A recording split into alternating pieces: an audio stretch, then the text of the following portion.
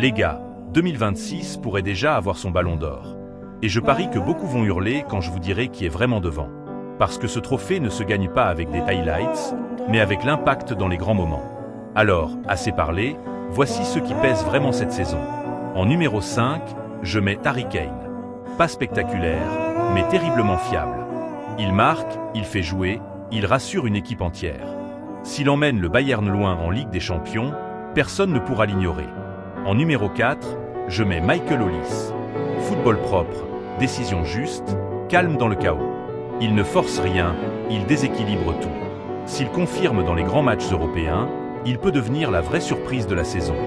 En numéro 3, Rafinha. Et oui, parce que soyons honnêtes, c'est lui le vrai patron du Barça cette saison. Il décide du rythme, crée des espaces, pèse dans chaque match clé. Il n'a pas besoin de briller pour faire gagner son équipe, tout passe par lui. Et pourtant, la lumière tombe souvent ailleurs. Cette fois, on lui rend justice. En numéro 2, Erling Haaland. Lui, ce n'est pas un joueur, c'est une menace permanente. Même quand il est discret, il contrôle la défense. Une demi-occasion suffit. Dans les matchs fermés. C'est une arme fatale.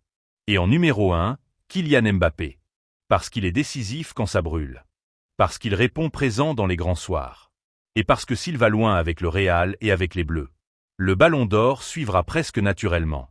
Parce que, on le sait tous, Mbappé, en plus d'être ultra décisif, c'est un joueur au storytelling parfait. Un profil bancable, reconnaissable partout. Et ça, le ballon d'or adore. Alors, selon vous, qui doit être vraiment en tête de la course aujourd'hui? Qui j'ai oublié? Et surtout, qui va s'effondrer avant la fin?